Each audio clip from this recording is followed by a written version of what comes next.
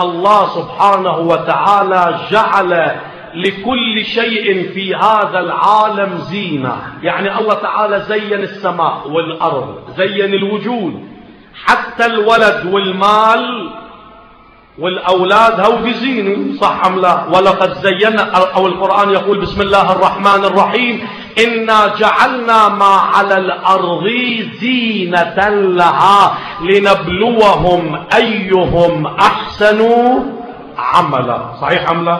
طيب القرآن يقول السماء لها زينة، اسمع جيدا، ولقد زينا السماء الدنيا. الله يقول نحن زينا، ولقد زينا السماء الدنيا بمصابيح. الله يقول أنا زينت، هذا القرآن، أنا زينت السماء بالمصابيح. لو سألناك يا رسول الله هاي المصابيح التي الله تعالى زين بها السماء ما هي؟ يقول اقرأوا قولي للإمام الحسين: الحسين مصباح الهدى وسفينة النجاة. والله ماذا يقول؟ ولقد زينا السماء الدنيا بمصابيح.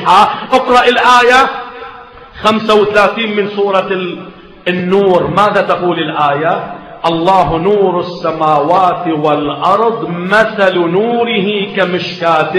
يقول الصادق المشكاة التي ضرب الله بها مثلا لنوره هي الصديقة الشهيدة فاطمة عليها السلام. اسمع، ثم القرآن ماذا يقول؟ هاي المشكاة مش فوقها مصباح أو تحتها أو عن يمينها أو عن شمالها، لا، يقول هاي المشكاة فيها داخلها فيها مصباح، وهذا المصباح الذي في المشكاة في فاطمة أي مصباح هو؟ إن الحسين مصباح الهدى وسفينة النجاة.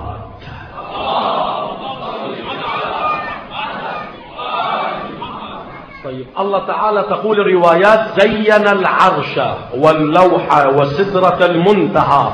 تقول الرواية على سدرة المنتهى يوجد أوراق لشجر سدرة المنتهى.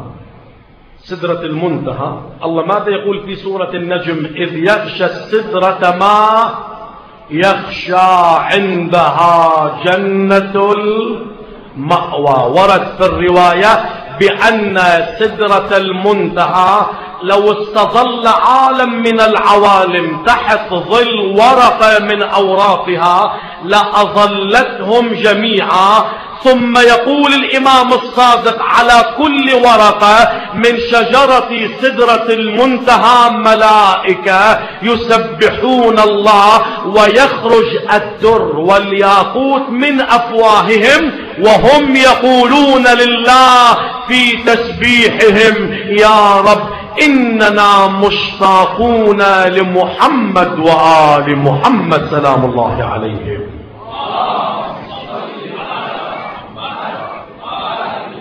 طيب